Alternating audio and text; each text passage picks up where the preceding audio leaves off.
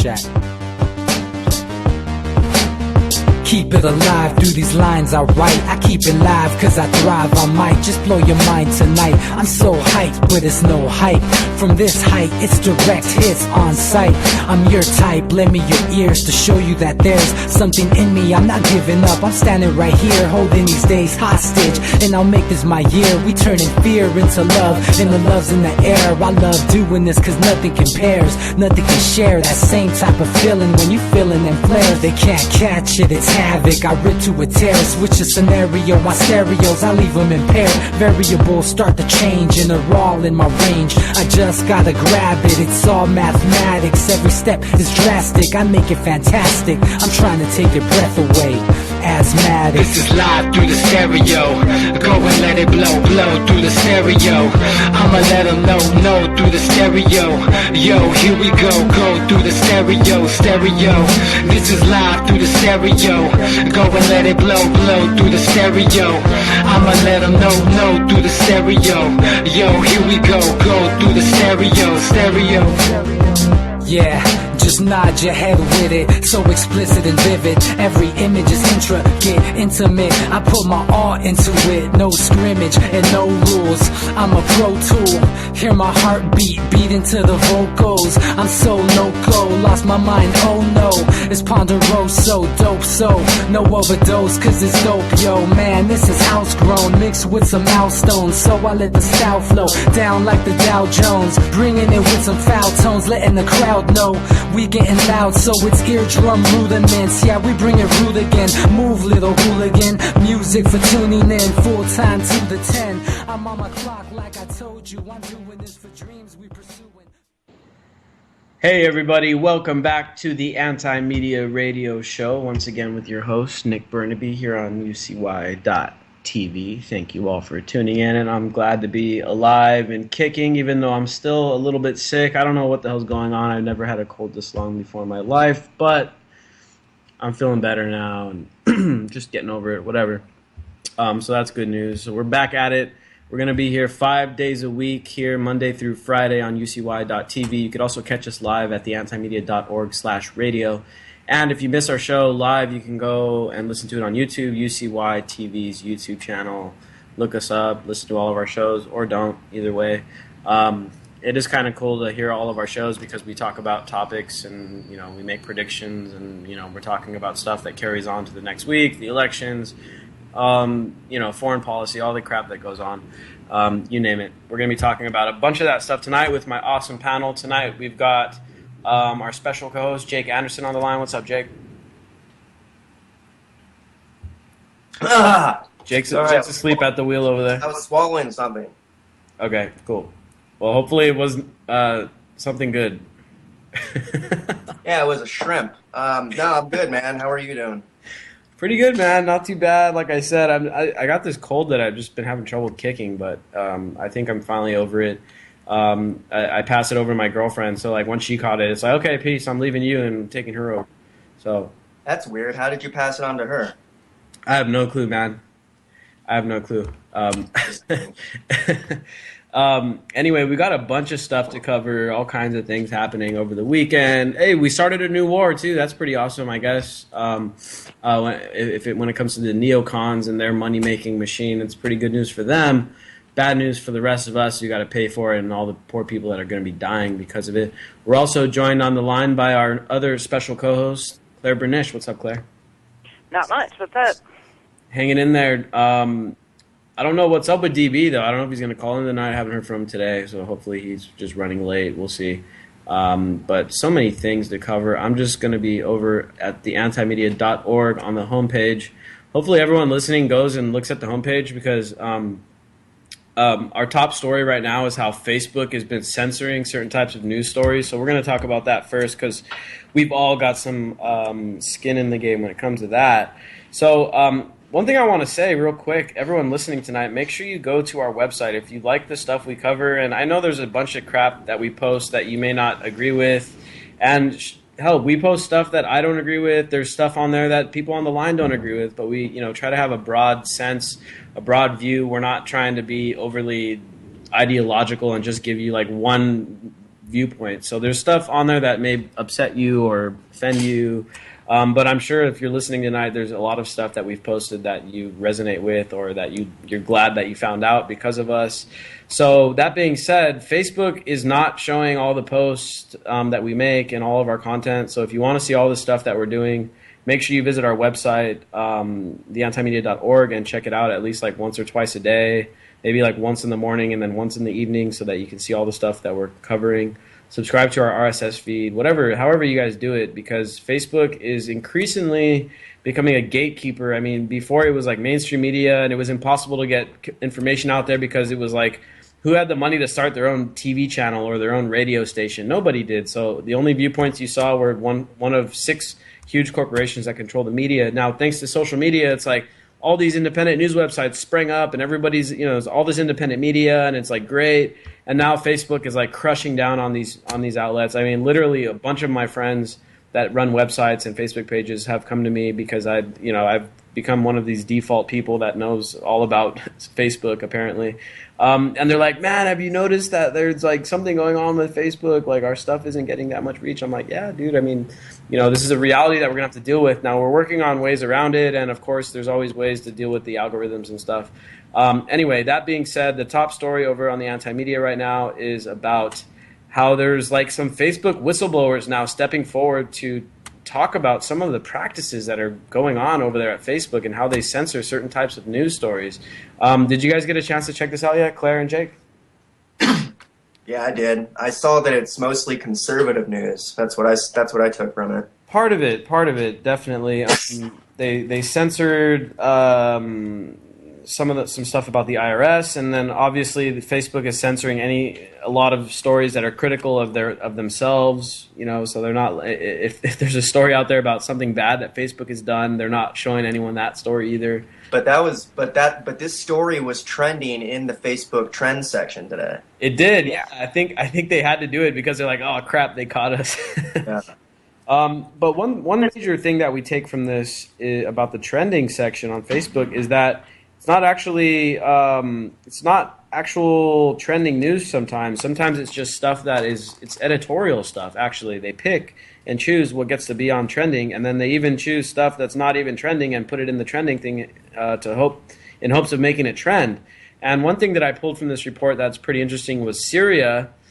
So at certain times they choose when and when not to make Syria trend, and so that's very interesting, and that could also have something to do with them coordinating with U.S. foreign policy. I see here that they also censored trending information about Rand Paul, the Drudge Report, and here's the thing: a lot of the stuff is stuff that it's like, if they're censoring Drudge Report, on one hand, it's like, well, good, because Drudge Report is like a fear-mongering, anti-immigrant, minority like hate machine. It's like the most popular website for conservatives. But I mean, it drives a very anti-immigrant, pro-Trump narrative. But on the other hand, it's like, dude, we don't want to censor stuff even if we don't agree with it. That's not, it's not right. I want to see the crap that Drudge Report is posting, and I have the discretion to decide, okay, this is anti-immigrant fear-mongering. At least I want to see it still. You know what I mean? And so, this is really, really interesting. It shows that Facebook definitely manipulates the news. Now, the other thing that I found here is that they also choose to not allow like independent or small alternative websites to set trends on the trending section. That's what I was going to bring up, actually, because that's actually, I think, the worst part about this whole report. Because even if something is trending naturally in their algorithms, like Facebook will not really allow the people who are curating the news trending section to even post those stories as trending until a major outlet also picks it up, which, a lot of times independent media actually picks up some of the really valid and vital stories and alternative perspectives that the mainstream media just simply isn't going to do. So that's actually very telling. Yeah, so I have a quote here from Gizmodo, which is where these whistleblowers from Facebook chose to leak their information. And I quote, "Stories covered by conservative outlets like Breitbart, Washington Examiner, and Newsmax, these are all kind of smaller, independent, conservative news outlets. And keep in mind, I don't agree with any of them. Breitbart is like completely in the pocket of Trump. Washington Examiner is a neoconservative rag, and Newsmax is just Newsmax. I mean, I'm sure you've all heard of Newsmax. These outlets posted content that was popular enough to make a trend, but Facebook chose not to display that trend unless it was covered also by New York Times, the BBC, or CNN, or similar news sites, and they would link to them as the primary source, and they would bury any trends from these other websites. And I've noticed it myself. We've actually created trends on Facebook before. We've done it where we've made a concerted effort to make stuff trend, and then we're the ones that create the trend. Then you go and click on the trending thing, and most of the time it's like other websites, like big websites, and it's not even your stuff. It's like we did all the work, and then all these guys, New York Times, BBC, CNN, they benefit from it without having to do any of the work. So that is a huge problem. So definitely this report shows that they're censoring independent news. And like I said, I don't agree with most of the stuff these guys post, but that's not the point. The point is that, they shouldn't. Facebook is supposed to be a semi-neutral, utility for people to use on the internet where they can use it as like a conductor of information. But now we're starting to realize, and I know everyone in alternative media has been saying it forever. I mean, some stuff gets suppressed, some stuff doesn't. They allow some things to trend, they allow some things to go viral, they don't allow other things to go viral. I mean, I've been seeing it so often. They try to put the damper on anything that goes viral and stuff, if it's like anti-establishment and things. So, Facebook is the next gatekeeper. We're going to have to deal with it until someone brilliant comes up with a new social media platform that can actually legitimately compete with Facebook without selling out to it. Instagram was like one of the up-and-coming platforms, and Facebook bought it. And Snapchat was moving up, and now Snapchat is like kind of, I don't know who owns Snapchat or what, but they've definitely sold out to the mainstream. If you go over on the news thing on Snapchat, you'll see they've chosen like 12 or 15 mainstream news websites to only they're allowed to have like a news platform on Snapchat. I mean, it's pretty obvious what's going on there. And the thing about internet is that, the internet is so awesome because it allows for the liberation of information. It allows regular people to find stuff out and make it go viral. It allows other people to access that information. And these outlets, these platforms like Facebook, if they're going to be censoring stuff, that's going to be their own downfall. Believe me, it's going to be short-lived. At least hopefully, because, the whole thing that makes the internet so awesome is the freedom of it. And when these guys over here trying to control it, well, it's going to backfire eventually. So, I mean, hopefully Facebook, I don't know, today I saw that they loosened up the algorithm, and they let 4 of our stories go viral today, which is like, haven't seen that happen in like 2 months. Maybe they're going to have to loosen it back up because people are going to be backlashing. I don't know what's going to happen. I mean, I'll tell you what, Zuckerberg is a very, very smart person, a very, very savvy businessman. It's not going to be easy to come up with an alternative to beat Facebook. I'll tell you that much. Someone that's going to have to, whoever does it's going to have to be a literal genius to beat Facebook. I don't see it happening in the near future, but hopefully it happens soon, because regardless, even if Facebook does change its policies and it stops censoring stuff, you still need competition there so that it keeps them honest and it keeps them playing by the rules. Because right now we're letting Facebook establish the rules of the internet right now because they're so dominant. Facebook and Google, are the 2 most dominant internet companies, and then for products it's Amazon. Between those 3 companies, that's like all the internet traffic right there. And so that's a problem. We have to decentralize it. The internet is supposed to be decentralized. It's supposed to be democratic. And we can't allow these companies to gain this big of an upper hand on us. We have a caller on the line. Let me just, the caller dropped. But if anybody else calls, we got a couple rules if you call in. The number is 718-717-8296. If you give us a call, make sure you mute your mic, mute your radio. And then we'll come to you by your area code, and then we'll ask you a question, or we'll let you talk about whatever it is you want to talk about. Up to you. But back to Claire and Jake, and Jake, I know you've actually written about this stuff pretty extensively as well. What do you make of these revelations, and also the previous articles from Gizmodo? actually talked about how they treated these people, because they got people in charge of curating that trending section. Apparently, they were also treating these guys like shit, and then they were also just using them as like a platform to train an algorithm as well. Like they were just having these guys, and like they were just using them as like they were turning them into like the stuff they did. They were turning it into like an algorithm, and they're going to replace them by the machines later on. What do you make of all this? It doesn't surprise me, and it doesn't surprise me that the trending section is curated. It's very clear at this point that there's a lot of social engineering going on. I think Claire's written about that extensively with Facebook, and there was actually a lot of speculation that the new reactions feature was a form of just basically kind of an expedited form of data mining, which is somehow there's value in knowing whether, if someone says they're angry at something or what all that stuff. I think actually they did it to increase page time on the page, because you have to sit there, and now people sit there and think about it a little bit longer, like what they want their reaction to be. But as far as the gatekeeping thing, yeah, it doesn't surprise me at all. I mean, Facebook is essentially the NBC of the internet in terms of, like, imagine the power of like NBC, like maybe in the early 90s or something like that. I mean, they are, but actually more powerful than that, because there's no ABC or CBS. I mean, it's just Facebook. It's Facebook and Google. They control all of the internet. I mean, quite literally.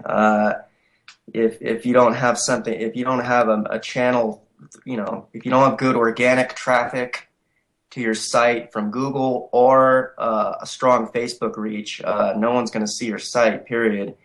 So yeah, it's deeply troubling for this to be confirmed, and we got to keep digging and hold them accountable to this, because yeah, like you said, Zuckerberg's a smart guy, and this is now a publicly traded company, and so they have stock that can be affected by stuff like this.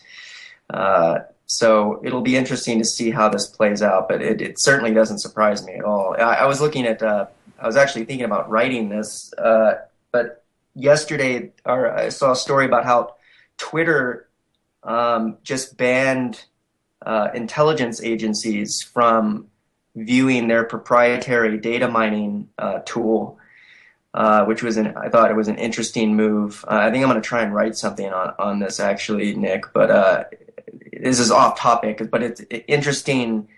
The power of social networks right now we're seeing them really kind of take over the landscape. Hello? Here. Hello? Yeah, it is very interesting. We have a caller on the line now from 916. I'm going to go to you in a minute or two. Just give me a second. I want to go back to Claire because, as Jake brought up, you did do that article on the Facebook reactions and how the dislike button that never was and all that stuff. And you've been seeing it firsthand, the Facebook censorship. I personally have been banned multiple times. We're going to bring that up, and the next story is going to talk about that as well. I just got my original Facebook account, which has all my followers and all my friends.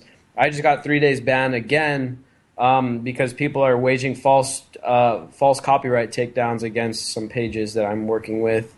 The censorship is huge, and in many ways, it's not just Facebook either. And this is what gets it even scarier. And Claire, I want to tie in another article that you wrote about the Sesame credit thing, because that's actually going on here in the United States too, where it's a bunch of people that literally in 2016 get offended by everything.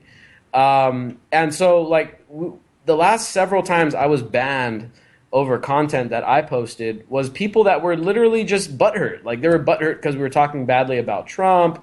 They were butthurt because we were talking badly about Hillary Clinton. The last two articles we posted that went really viral against Hillary Clinton, the next day our website got attacked in a brute force attack. I mean, it's, the censorship is going really strong. Claire, what do you make of all this? Well, this is kind of the classic tale of an empire that feels like it needs to hold on to control while it still can. And censorship, like freedom of the press, freedom of speech, all of these different freedoms that are considered fundamental, those are the first things to go.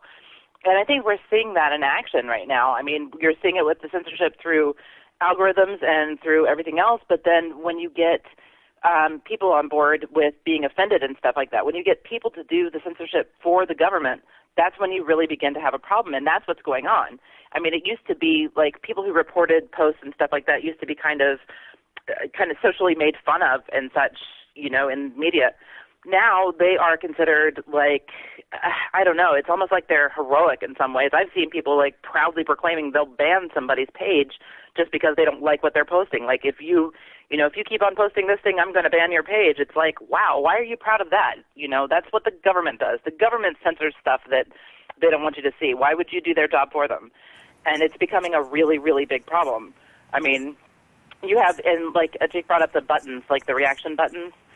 Those, they're kind of innocent right now, but Facebook, of course, is collecting data on them and how people use them. And from every indication that I could tell when I was researching the article, they plan to use the negative, what they consider the negative buttons, to suppress information. If enough people pick angry over something, then they're going to kind of bury that down in the algorithms and bury it in people's news feeds. Whereas if people pick that they love it, then they're going to promote it more. So, I mean, this is like a really huge problem, and a lot of it is driven by social media, unfortunately, because it's such a convenient place, kind of a hub for information. It's like a new way to collectively stick our heads in the sand, you know? It's, yes. Oh, there's this information where the United States bombed a hospital in Afghanistan of a nonprofit and killed 35 civilians. Oh, that offends me. That's horrible. They put on there that they're angry about it or that they're sad about it, and then Facebook's like, well, people don't want to see this stuff. Let's just not show it anymore. You know, and you know, we're literally doing the propaganda. The people in the United States are doing the job for the authorities. They're hiding the horrible shit that people are doing. We got warned by Google because we posted the Abu Ghraib photos, which is where, you know, in Iraq, where they were torturing the hell out of people and doing really inhumane things to Iraqi people, many of whom were just simply suspected terrorists that actually were not.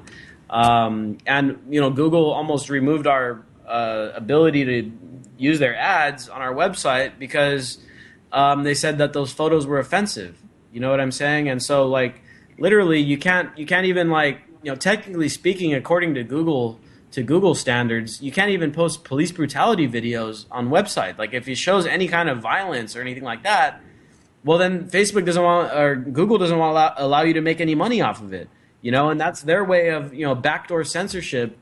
And it's not even being mandated by the government. It's the companies doing it. And then you got a bunch of people that are all butthurt. Like this next story that I'm going to talk about, where this woman drew a painting of Trump with a micro penis. And then, you know, everybody got butthurt, and her Facebook got banned, and then she got copyright infringement lobbed against her. She got beat up in the streets by Trump supporters. I mean, it's going crazy in this country. People have forgotten what freedom of speech is, you know, and they're all about it when it's like stuff they agree with, you know, and it's like, oh yeah, political correctness, that's bullshit.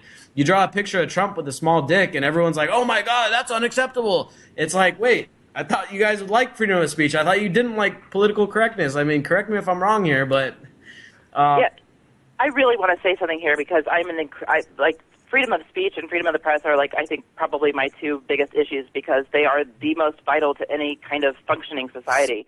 And the right to offend is ultimately and imperatively more important than the right not to be offended, because all you have to do, and we're talking about online, we're not talking, it's not as if this stuff is in people's living rooms, like physically. People can turn the page, close their browser, move away, not visit the page anymore. They can block people. They don't have to ban people. They don't have to impart this censorship and make the problem worse. It's absolutely ridiculous, and it's unacceptable, and people don't realize that they are causing the exact problems in the society they say that they want. They're making it worse. They just don't get it. Exactly, and you know, this goes back to like a couple years ago, the Charlie Hebdo shooting, right? Where these Islamic extremists went over to this controversial cartoonist or magazine or whatever it's newspaper. I don't know exactly what it is, but they went over there because these Islamic extremists were offended because they drew a picture of Muhammad and made a offensive cartoon about it, and they shot the place up, killed the editor, killed a couple people.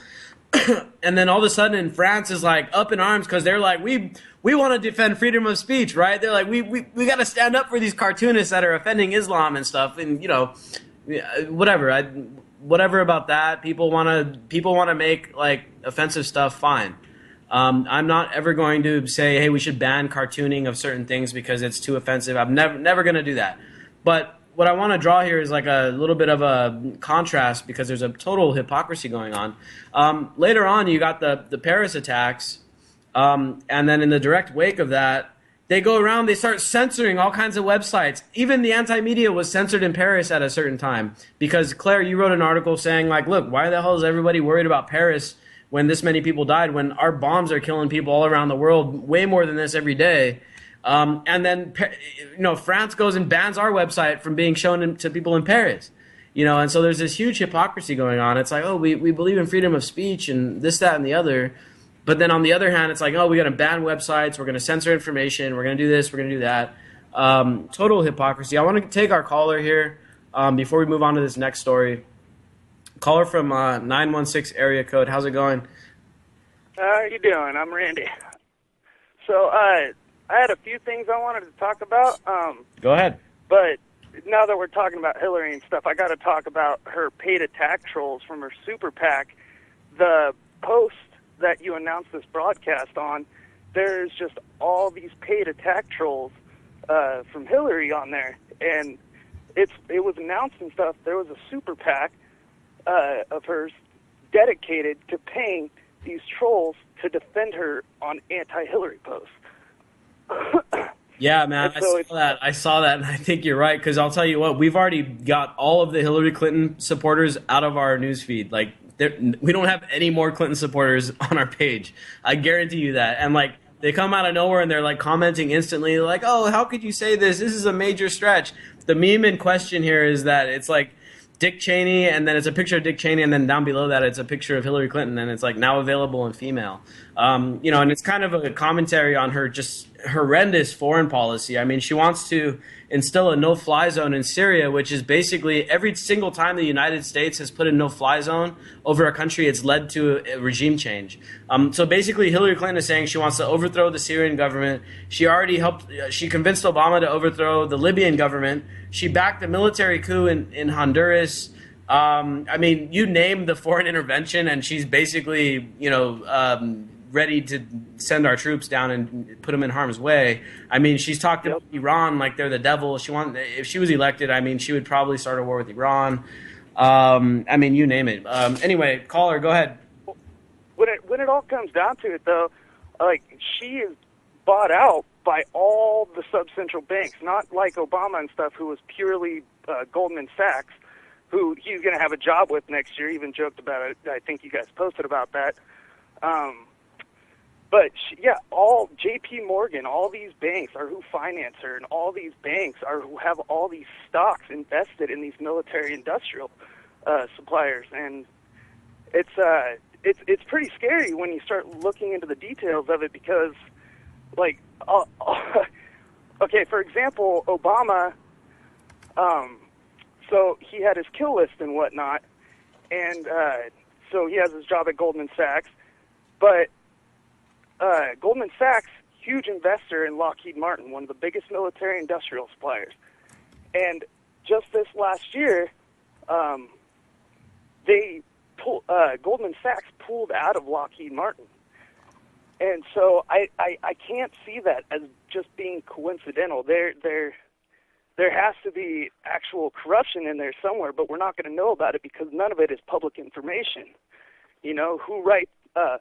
Which lobbyists write the legislation of these policies and who their clientele are. It's not public information. And so that's what I wanted to bring up on the next subject was this Anti-Corruption Act that's going around being suppressed by corporate media. Like, it's a pretty big thing, and every time I see somebody post something about it, like, their post just disappears from my timeline. Like, I can't imagine that's just coincidence. Yeah. So I've been doing what I can to try and spread the information around about the Anti-Corruption Act, but it seems like every time I post anything about it, nobody recognizes it. It's like I'm having to play this game of making a post with a catchy picture, get all these people like seeing my post as legitimate, not some self-promotion shit. And then once I put the link on there with all the information, then people start seeing it, responding to it, and all this stuff. But if I just post the link directly, no one, nothing. Yeah, man, I see the same thing with like when we post stuff about the TPP as well. There's a lot of stuff, and these big tech corporations, including Facebook, they benefit greatly from things like the TPP. And now Facebook, as I think it was Jake that brought it up earlier. Facebook is a publicly held company now, so they've got shareholders that have major conflict of interest. And I think actually, wasn't it Goldman Sachs that did the IPO for Facebook? It was one of these huge banks that actually did their initial stock offering. That might have been J.P. Morgan, but yeah. It might have been J.P. Morgan. There you go. But these huge companies, man, it's like a web of corruption. And then the military industrial contractor companies, these big huge companies, they've also got ties to the mainstream media companies. And one of our writers brought up a long time ago about how, have you ever seen those like Boeing commercials on like during like NFL games and stuff? Sometimes there'll be like a Boeing commercial and they're not even trying to sell anything. It's just like, yeah, it's like who is going to buy? Are we the people going to be buying Boeing shit? Like, and so like the part of the reason for that is like they put so much money into the advertising of these mainstream media companies that gives the mainstream media company a reason not to give them any critical coverage. So it's like, well, Boeing spends $10 million with us a year. We can't do an article about how Boeing is like lobbying to get us into war with Syria or anything like that. So we're just going to not say that kind of stuff. And so, very, very corrupt society that we're dealing with here in the United States. And, a lot of people just, I don't know if they don't give a shit or if they're just apathetic or if they're too distracted by other things. That's what's going through my head. Like, I've been wondering I've been trying to spread the word of the Anti-Corruption Act, how corrupt our system is and exactly how it is corrupted. And it's like, I either am being censored or people just think that their fucking armchair quarterback is going to make a difference, Like, I don't know which one it is, but I'm thinking it's censorship. It's probably a little bit of both. I think it's in a major way censorship, and the censorship creates apathetic people. I hadn't really heard about the Anti-Corruption Act. Trying to find some info on it right now. What can you tell us about this thing? 1 second. Let me get to my computer. I can tell you a lot more. Basically, there are three main aspects of it, but one of the goals inside of it that I can think of off the top of my head is making it a matter of public record who these lobbyists are. And, hold on 1 second. I'm at my computer now. Okay, I see like three main points here. I've got anticorruptionact.org pulled up. Stop political bribery by overhauling lobbying and ethics laws. End secret money by dramatically increasing transparency. Give every voter a choice by creating citizen-funded elections. I mean, yeah, that's some basic common sense stuff that we can do because, right now money in politics is a huge issue. Notoriously Trump has been saying, he's been running around saying, I'm self-funding, I'm going to do this, I'm going to do that. As I just covered on the anti-media, I wrote an article on, was it Friday or Saturday? Trump is now going to be fundraising with the Republican Party. He's not going to be self-funding anymore. He just hired a guy to manage his campaign finances who was an executive of Goldman Sachs that also worked for Soros. I mean, this is like crazy. This same guy, his name was, what's his name?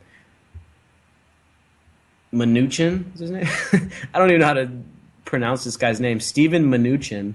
Guy worked for Goldman Sachs. He worked for Soros. He bought a bank that operates here in the Southwest that received a bunch of bailout money, and taxpayers took a $13 billion loss on the deal. Investors made about $2 billion out of it, and then they sold it.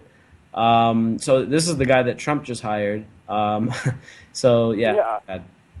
Yeah, and I mean, on the note of Trump, too, I've never bought into the self-funded thing because, you know, like Hillary, she may be the biggest puppet of all corporate sponsors, but people are forgetting that Trump used to be one of those corporate sponsors. His corporation has been a client of several lobbying firms. Like, the guy knows the ins and outs of politics, and, like, all politicians are just salesmen for their corporate sponsors, you know, and Trump, the reason why he's doing so good is because his career is selling stuff, you know, and so, I mean, it's just, it makes perfect sense that the guy comes into the political game and just dominates.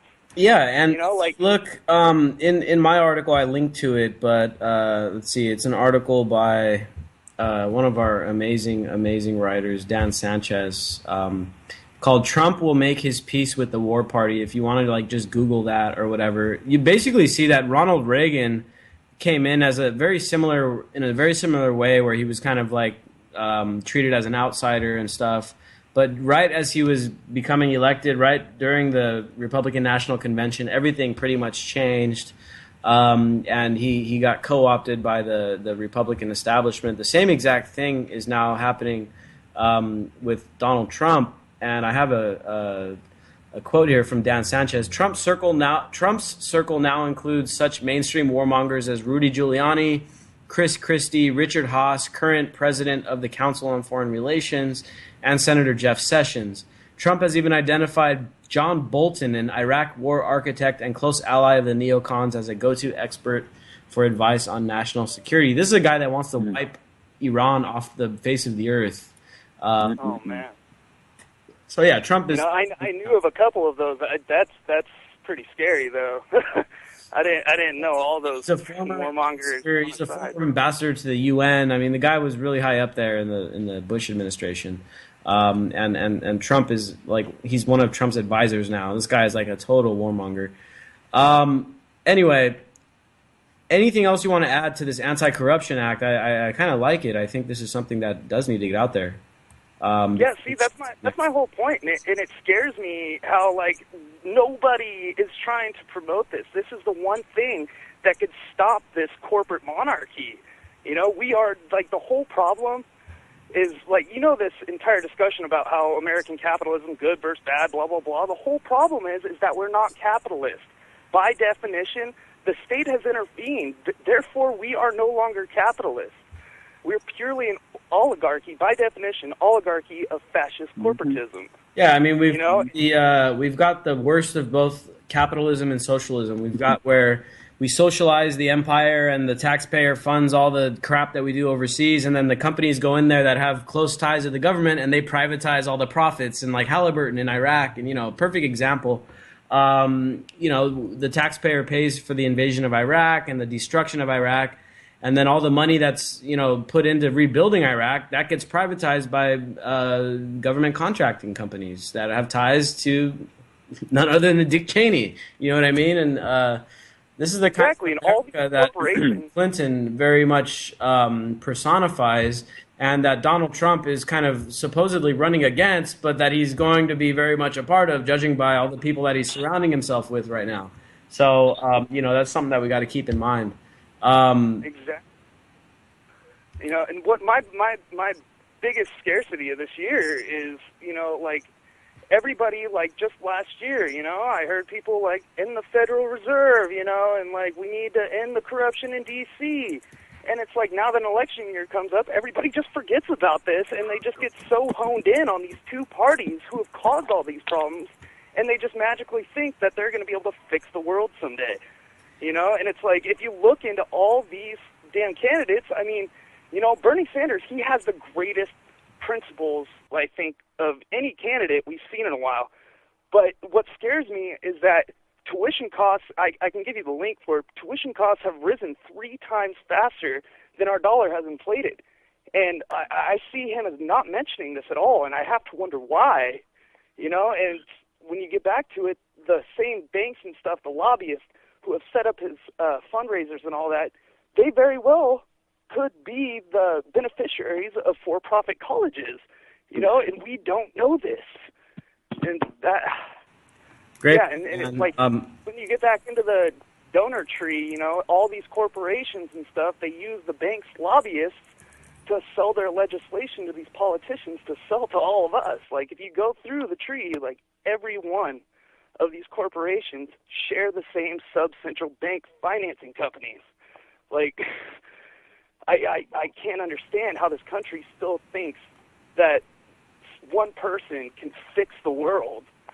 Well, so I guess that's my final note on it. If you need to get off, you bring some points up, man. I encourage everyone to go check out that anti-corruption, the Anti-Corruption Act. I looked at it right now, and it looks pretty legit. You guys can go check it out and see if you like it. We've got an interesting law that may be coming up on the ballot here in California. We're located here down in San Diego, California, but our journalists and our writers are all over the country, all over the world and stuff. But we've got this really interesting thing coming up in California in November regarding where they're going to make all the lawmakers in our state they're going to have to like get patches on their coats of all their corporate sponsors and actually have to wear it around when they're in session. And we may vote for that in November. Totally agree. Pretty interesting. And I you guys have seen the memes where it's like, you know, I wish politicians were like NASCAR drivers where they actually wore the sponsors on their sleeves. And that may actually become reality here in California, which would be pretty hilarious. Caller from 916, we're going to move on now because I got a bunch of callers. You can stay on the line, though, if you want, and then you can come back into this conversation. I think we just got Claire back. But first I'm going to go to the caller from 510 area code. How's it going? You're on the Anti-Media. You're live on the air. What do you want to... Hey, how you doing? Hey. Hold on. The caller from 239, give me a second. Just we'll come to you after we talk to the caller from 510. Go ahead, from Proper. No problem. Hey, you talking about me, right? 689? Yep, that's you. Hey, how's it going? I'm over here off the East Bay. I just want to say, you know, I'm glad you guys caught me into this conversation. I want to bring up something that I've been kind of wondering myself is how does Hillary Clinton, right, and Donald Trump get more airtime than all these other candidates on the news? And everyone is just oblivious about all these other candidates because they just get all the airtime. Is it their sponsors, or is it them paying off somebody in the news? I don't know. That's my question, I guess. That's a good question. Now, Trump in particular, as much as he says he hates the media and stuff, he's all over it, though. I don't think that he's being manufactured by the media. I know Hillary Clinton is, but Trump has mastered the art of PR stunts. And like his campaign so far has been literally a series of PR stunts, and it's worked. And that's how primaries work, especially on the Republican end of things. It's like whoever can say the most extreme shit wins. And then you got to remodel your campaign once the primary's over, and then you got to remodel it to like, you know, pander to like the regular population. Because like the highly motivated Republican voter, those are the people that come out in the primary elections. These are people that are extremely paranoid, like right-wing, like birthers, and like build the wall and deport everybody and that kind of shit. So, you know, Trump, I think Trump is a lot smarter than he seems, and he's kind of just like pandering to what to what the people are already thinking. You know, there's a bunch of people out there that they think the biggest problem with Obama is that they haven't seen his birth certificate. Never mind the war crimes. Never mind the 8 new wars that he started. Never mind the unconstitutional spying, the extrajudicial killing. All the contradictions that he's pretty much, that Obama has actually done, and people choose to focus in on it. Well, let's see his birth certificate. And so Trump has tapped into that crowd. And so by doing a series of like just saying extreme stuff, he's literally gotten over $1 billion in free media advertising by saying stuff like that, and it worked. And that's how he won. Now, on the other end of the spectrum, Hillary Clinton is completely manufactured by the media. Like I literally... The only people I know in real life, and maybe I don't know enough people that are older, and maybe all my friends are younger people, and that's part of it. But like my grandma is I talked to her on Easter, and she's like, "Oh well, yeah, I'm gonna vote for Hillary Clinton," and I asked her why, and she said, "Well, you know, there's no one else. She's the Democratic, you know, candidate and stuff." And I asked, I'm like, well, did you hear about Bernie Sanders? And she's like, well, who is that? I don't really know who that is. You know, and my grandma's one of those people that, you know, watches like CNN and MSNBC and stuff. And so, you know, Hillary Clinton is definitely completely manufactured candidate. I mean, she's already got all the name recognition in the world and stuff like that, on her back. But, you got to give credit to Bernie Sanders for fighting this crazy, crazy uphill battle from, she was at like 70-something% and he was at like 5%. Nobody knew who he was, and he fought all the way up to where he's at now. And, you got to credit that for what it is. I don't agree with Bernie Sanders on a lot of things, but I think he did a hell of a job taking on Hillary Clinton. But he had all the factors working against him, including the media. I mean, the media, every article you read is like, especially when he had that winning streak where he had won like 8 out of 9 contests or something, and every single article in the mainstream is like, oh, Bernie won, but it doesn't change anything. It doesn't matter because, Hillary's already got it locked up. I mean, she's been the inevitable candidate for a long time. And I think, dating back to what we've been saying on this show since before the election started, because these election things, they go in cycles. And now that Obama's had his 8 years, just like Bush had his 8 years, the plan was to put a Republican in place of Obama so that the Republican come into office and he could say, oh, well, all the shit that's going on, all the problems that we have, it's Obama's fault, and the Democrats, it's their problem. Just like Bush was at fault for everything when Obama came into office. It's so easy to just shift the blame because a new party comes into office. And I think that was the initial plan, and that's why the media was trying so hard to manufacture Marco Rubio to be the Republican nominee, but it didn't work out because Trump was an unexpected kind of wild card that just entered the race, and nobody expected it to happen, but he did it. And he, like I said, he's smarter than he looks. He may be pandering to the dumbest population out there right now, but he's much smarter than that, and I think he knows that, and he knows how to manipulate people, and that's why he won the Republican nomination. But now, he's shifting over to general election mode, and I think all the forces in the world are going to be trying to elect Hillary Clinton because, again, as much as Trump is establishment, as much as he's probably just as bad as everyone else, he's still kind of uncontrollable because he has his own money and stuff. Yeah. So they want someone like Hillary Clinton who could easily be controlled because there's so much bad information on Clinton that is under wraps right now. Like this whole FBI investigation and stuff, that's just held over her head to keep her in check. And if she gets elected, that's always going to be over her head. So anytime if she ever goes out of line and does something that the powers that be don't want her to do, well, then they pull out the indictment and they say, okay, well, then you're done. So that they always got leverage. On Trump, I mean, there's not as much leverage. So they're going to go for the candidate, the powers that be. And these are the same people that own the media. They own social media. They own Facebook. They own the banks. They own the foreign policy. They do all that stuff. They're going to be going for Hillary Clinton because they can control her really easily. And I don't like Trump either, but I mean, that's why Clinton is being manufactured by the media. She's just the easiest to control. Bernie Sanders, he's got nothing to lose. The guy doesn't have very much money. He doesn't have kids. He and his wife are already old. I mean, he's the kind of guy that I think if he got in and he would get JFK'd. He's that kind of guy. So they're going to do everything they can to keep him out. Trump isn't as controllable because he's got his own money. And Clinton is she's so easy to control, and she's already she's already part of that agenda anyway. They don't even have to control her because she's already working on their side. Nick, mark my words, Trump could go the way of Dealey Plaza too, man. They may just see him as too big of a liability. Yeah, because he makes us all look like a big target out here in the United States. If he gets voted for president, we're all going to look like a bunch of idiots, okay? We're going to look like a bunch of people who will be like, oh, we've seen him on this one show on TV, so why not vote for him, right? And it's just going to make us all look like haters, really. Like we're a bunch of racists that just doesn't really care who's president, which honestly, I'm not like that, so... Yeah, and I know a lot of you guys aren't either. Looking at the trends, did you guys first of all the funniest thing? Did you guys see that thing about on Maury where there was that girl that looked like Ted Cruz?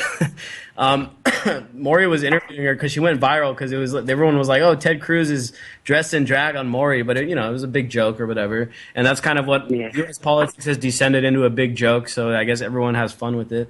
But Maury was interviewing her and he was talking to her about the candidate. He's like, "Did you ever hear of Ted Cruz?" I never heard of Ted Cruz. Like the only one I've ever heard of was Donald Trump. And that's part of it. People know about Trump because he was on reality TV, and that's part of his name recognition, and that's also what gives Clinton a lot of her default voters and stuff like that.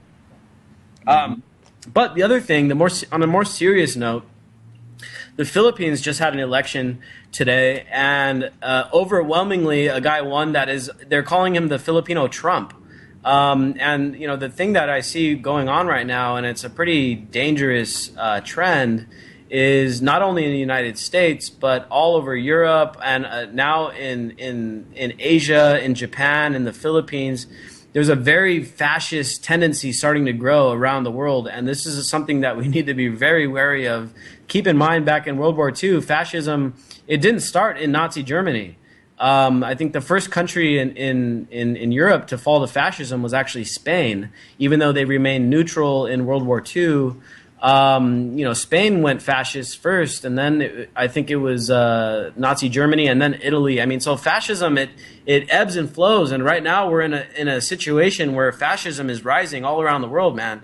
And Trump, for all of the stuff that he's done, and we've on this show we've said before, when Trump called out the Iraq war for being based on lies, when he said Bush lied about Iraq, we were applauding him when he said that. But let's not confuse anything. The Republican primary has had a very, very fascist strain to it the whole time. I mean, Ted Cruz said that he was going to, patrol Muslim neighborhoods. Trump wants to ban certain groups of people from entering the country. Fascism is rising around the world, and especially here in the United States. Claire, go ahead. There's like a kind of a broader issue too, because it's not just the GOP, it's also the Democrats in terms of Hillary at least. There's a big strain of authoritarianism where everybody wants to follow the rule of law and kind of outdo each other as like good citizens, quote unquote. I mean, it's really, authoritarianism is kind of an indicator of the rise of totalitarianism and fascism, and I'm actually writing about that now because it really is a dangerous time, and it also plays into that whole censorship thing that we were talking about when you already have basically citizen spies like telling on each other for things that are going wrong or things that somebody else is supposedly doing wrong. These are bad indicators that the state is going to very easily be able to usurp control whether we like it or not, and this is when we need to be wary. Yeah, and it goes back in other words, it's called a snitch.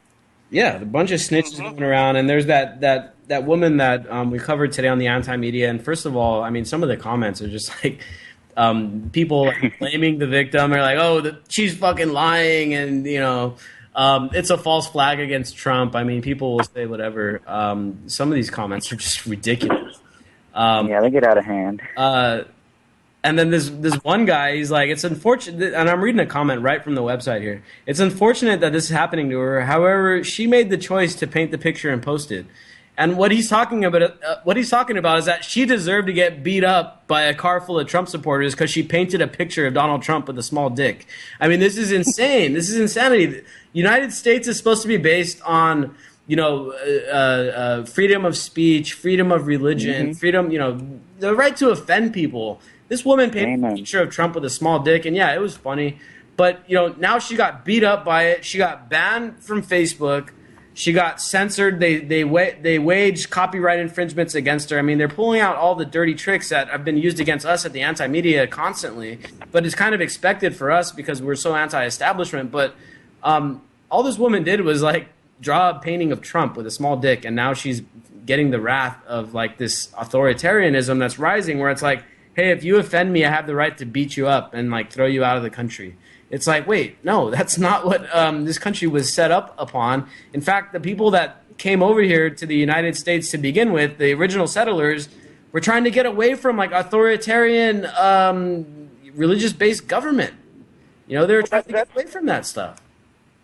That's why we had I'm sorry to interject, but that's why we had the American Revolution, why the Constitution was ratified, why we had the Declaration of Independence. It was all based around a limited government structure because our forefathers fought against the tyranny of Britain. They understood that once a central government starts imposing its regulation on the people, that it'll begin an inevitable cycle of tyranny that'll just destroy the country. And a lot of people are forgetting the Constitution was not written as a guideline for the people. It was written as a guideline for the government.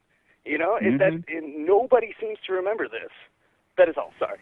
Well, yeah, you make a good point. The Constitution is like, what, a couple pages long? A lot of pages. And the rules that we got to abide by now are like thousands and thousands of pages long. You know what I'm saying? So it's like, oh, the government has to follow like this little basic set of rules here, and then everybody, like for us, it's like, oh, you can't park in this side of the street on this day, and this. It's just like you got to pay your parking meter, you got to pay, if you're gonna have a car, you got to pay to register it, and you got to have a license. I mean, it's just like an endless amount of petty taxes and regulations upon the average everyday taxpayer.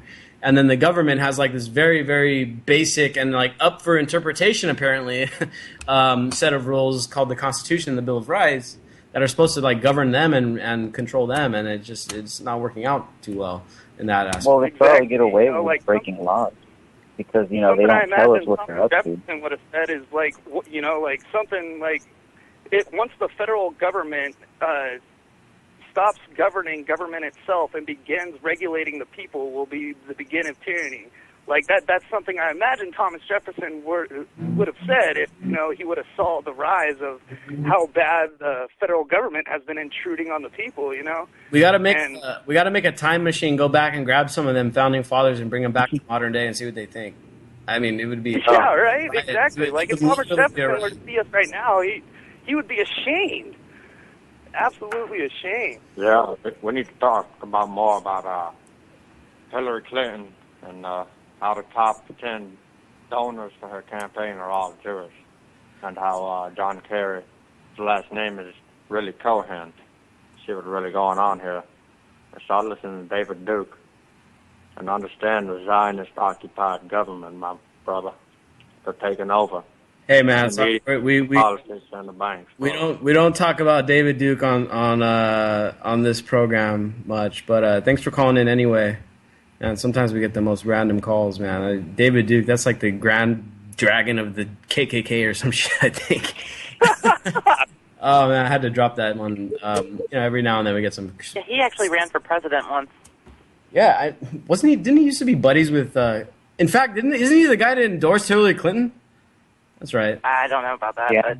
But actually, I think it was Donald Trump that he endorsed. Okay, one of those guys.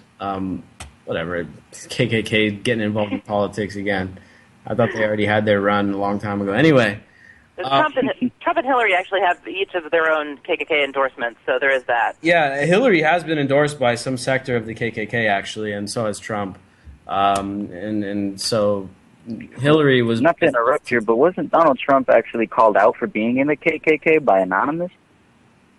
I'm not sure. Because they released a whole list of KKK members, and he was amongst them. It really wouldn't surprise me. It really wouldn't. But yeah, I mean, let's see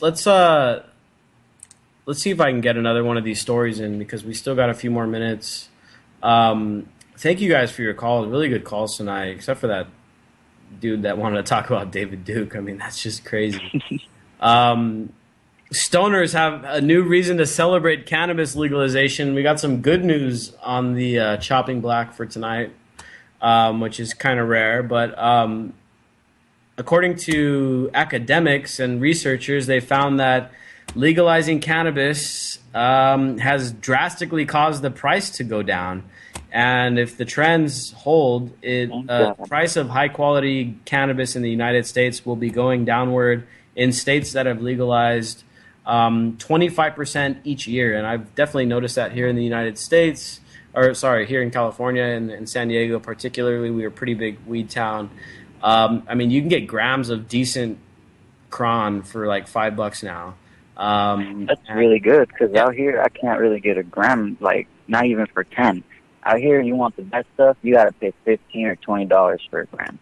And if you want to get like an eighth, you're going to be paying $50, maybe $30 between that price range. And then it just goes up from there to $100, $250. And I think that's a really good way to make money off of taxes. But the government's kind of lagging on it for us. Out here in California, I had to go to my doctor in order to get all this done. So if you really want to get your club card, you got to Are you in a state that is recreationally legal or medical? No, this is medical purposes only. Okay, yeah. So we're getting it up on the ballot here in California for like recreational this year, and it'll probably pass because the people around here are pretty much all for it. But not many people vote in my area. That's the saddest thing about it. I notice here in the East Bay, so many people are like, they keep talking about these elections, but they always forget that they can vote for laws. I always tell them, like, hey, you're voting this year, right? You should go vote and legalize this, this weed, because if we don't, Hey, we're going to keep laws getting in are trouble with the the laws. politicians, man. The politicians changed their mind. The laws are on the books. Thank you all for tuning in. That's the end of the show. Make sure you catch us Monday through Friday. We'll be live back here Wednesday night, same show, same host. Monday through Friday here on UCY.TV, the Anti-Media. Thank you. Yo, here we go through the stereo.